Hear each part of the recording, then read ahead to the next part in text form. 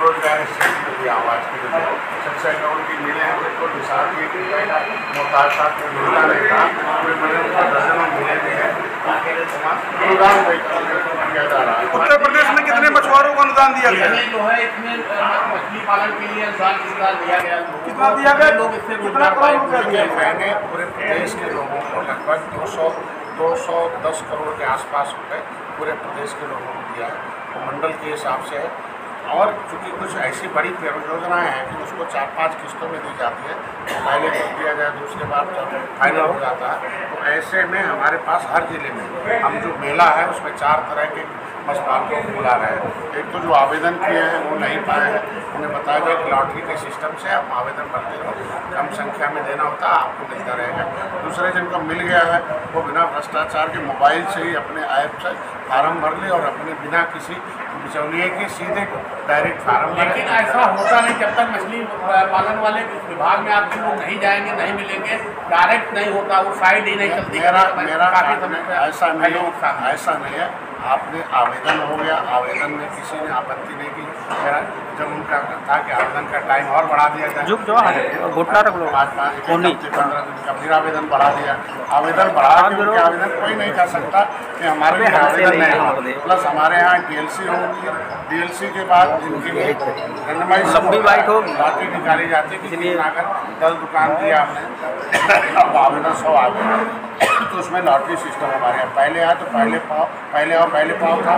भ्रष्टाचार था कि विभाग के लोग पहले फार्म भर लेते थे, जिससे पैसा पाते थे। शिक्षा की भी कमी है, मछुआरा समाज में शिक्षित भी कम है।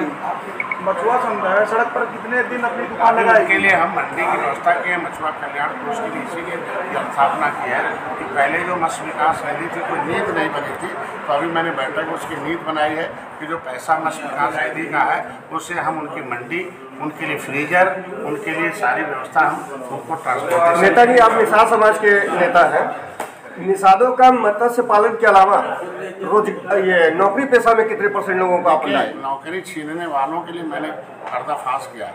आज पूरे देश में मछुआ भारत सरकार का पैसा है वो मत्स्य विभाग में अनुसूचित के नाम से 60%, सामान्य के नाम से 40% होता है। हम सरकारी नौकरी की बात कर रहे हैं।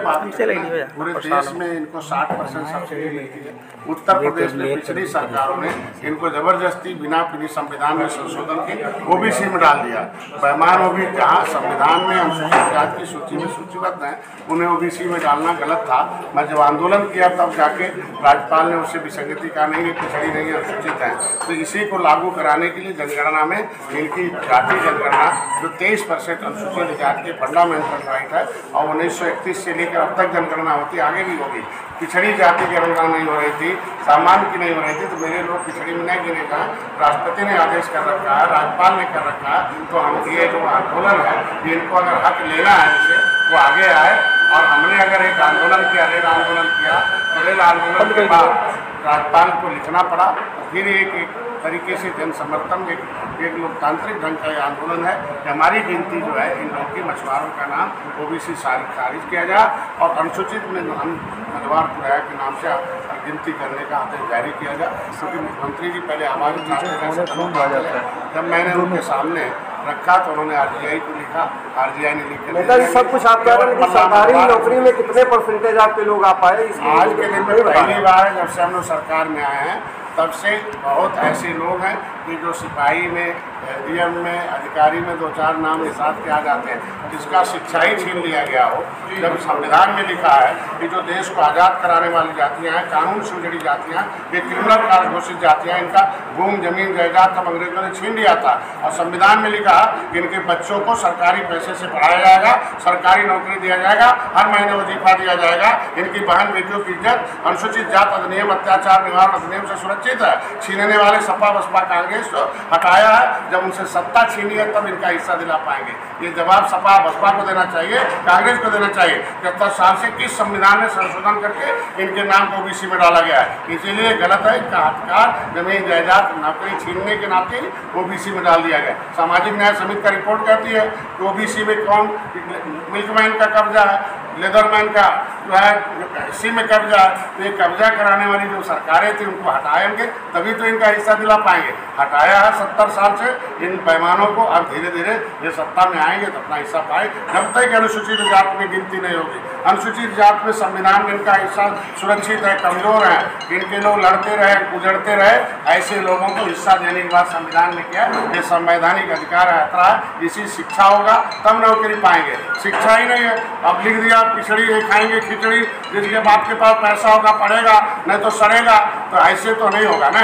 नौकरी तो तभी मिलेगी जब संविधान में लिखा हुआ है इनको टोकरी नहीं नौकरी है, 23% नौकरी पर कोई कब्जा नहीं होगा। सरकार तो इस समय आपकी है, फिर क्यों नहीं? मैं कह रहा हूँ बच्चे को तो रोना पड़ता है ना, इसीलिए तो आया ना भाजपा की, इसीलिए मैं भाजपा को तो याद इसीलिए दिला रहा हूँ कि भाई मछुआ विजन में आप योगी आवाज उठाते थे, वादा किया था, अब निषाद को नहीं देंगे तो उदासीन होता जा रहा, 43 सीट हार गए। अगर नए निषादों का हक देंगे तो ऐसे आगे हार जाएंगे। इसलिए आप भाजपा को भी चिता रहा हूँ, मित्र हूँ तो सही बात तो बोलूँगा उनको कि भाई सही इस संबंध में अपने स्तर से क्या कार्रवाई की। मैं गृह मंत्री प्रधानमंत्री तक ज्ञापन, मैं वकील हूँ, वकालत करने का काम करता हूँ, मैं मार्गदर्शक हूँ, इनको मार्गदर्शन कर रहा हूँ इस रास्ते पर चलो कि सोच बदलो। कांसी राम ने सोच बदली, उस रास्ते पर दलित चले, पूरा हिस्सा पा गए।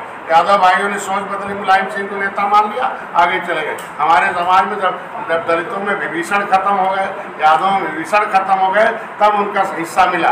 तो निषाद समाज में विभीषण जब खत्म हो जाएंगे तब निषादों का हिस्सा मिलेगा। जो खाने वाले हाथी साइकिल पंजा उसमें निषाद भरे रहेंगे, वोट उधर दिलवाते रहेंगे, तो कैसे निषादों का हिस्सा मिलेगा भाई? तो राजनीति में इन भाइयों ने प्रीत जब एक साथ आएंगे तभी हिस्सा पाएंगे। इनको मैं बता रहा हूँ, खाली एक ही काम है, बताना मेरा, लेना काम इनका। राजनीति में भी तो काफी पिछड़े हैं, आपके और आपके पुत्रों को छोड़ के कोई। आज के दिन में पहली बार है कि निषाद पार्टी टोपी झंडा नारा लेके विधानसभा में, विधान परिषद में, लोकसभा में आरक्षण की आवाज 70 साल बाद, तब जब संविधान की आवाज उठाता हूँ तब लिखा पढ़ी शुरू हो गई है। अभी तक तो हमारे बिरादरी के लोग नेता बन के जाते थे, मुंह पर टेप हो जाता था, निशान है कुर्ता पहना लिया, वोट ले लिया, सदन में बोलने नहीं दे दिया, पिछली सीट पर बैठे रहते थे। अब 5 साल बाद आए चुनाव लड़ने का है, कुछ बोलते ही नहीं, नेता हरा दिया। आज हमारे नेता 11 विधायक हैं, वो बोलते हैं, डॉक्टर संजय गुप्त हारते हैं विधान परिषद। निषाद समाज की राजनीति तो संजय निषाद के इर्द गिर्द घूम रही है, ऐसा विपक्ष का आरोप है। तभी तो आज के दिन क्यों नहीं और कोई नेता उभर पाया यूपी में?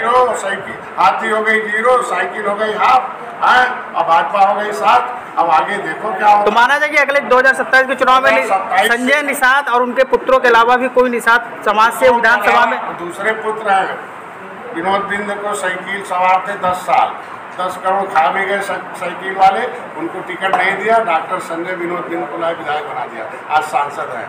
आज के दिन में विपक्षी की आवाज़ मत बोली, पत्रकार हो गए। आज के दिन में जो है वो जो है क्या नाम है, पीयूष रंजन निषाद टिकट नहीं मिल रहा था, हार गए थे, उनको लाया अपने यहाँ लड़ा दिया। 5 सीट निषादों को लड़ने के लिए लाया था, 3 निषाद लड़े, जीत गए।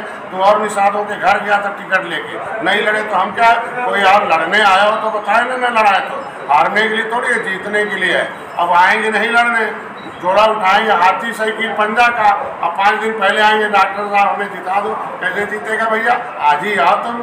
मैं तो रोज फेसबुक पर लिखता हूँ, जिसे सांसद बनना वहाँ जाओ, जिला देखो, जिसे विधायक बनना विधानसभा हो, मैं तुम्हें सब ऊर्जा देता हूँ, विधायक बनो। तो विधायक को अखाड़े में आना पड़ेगा, घर भाड़े वाला पहलवान नहीं, अखाड़े वाला पहलवान चाहिए। डीएनए को लेके बड़ी चर्चा हो रही है उत्तर प्रदेश में इस समय, उस पर क्या कहेंगे? इस समय चर्चा होनी चाहिए रोजगार पर, चर्चा होनी चाहिए बेकारी पर, चर्चा होनी चाहिए पिछड़े दलित शोषित पर होना चाहिए। ये तो वही है लोग ये गुफा इसलिए छेड़ते हैं। सामाजिक न्याय समिति का रिपोर्ट कहती है क्या होता भाई, हाथी आई सबका हिस्सा खाई, साइकिल आई उसने भी सबका हिस्सा खाई। तो अब हिस्सा मांगने वाले लोग उधर से वंचित इधर उधर हो जाए, ऐसे रोज एक बयान देते रहेंगे, लोग उधर देखते रहें। मुद्दा जो मेन मुद्दा है, क्या समाजवादी पार्टी का मुद्दा यही है? मुद्दा है कौन? पिछड़े से कैसे वंचित लोग अपना हिस्सा पाएंगे, पिछड़े सबल कैसे हो जाएंगे, शोषित वंचित समुदाय का हिस्सा कैसे, वो आवाज़ होनी चाहिए, न कि मुद्दा भटका जाएगा। आज के दिन में गिनती कैसे होनी चाहिए? बिहार में गिनती हुई, यादव भाइयों का एक जगह हो गया, कुर्मी भाइयों का एक जगह हो गया, और निषाद को गिन दिया, भूजा बना दिया 20 जगह, और जातियों को छोटे छोटे दशमलव में गिन दिया। यही बेईमानी है ना। हम कह रहे हैं प्रयास के बाद भी अपराध कम नहीं हो रहा।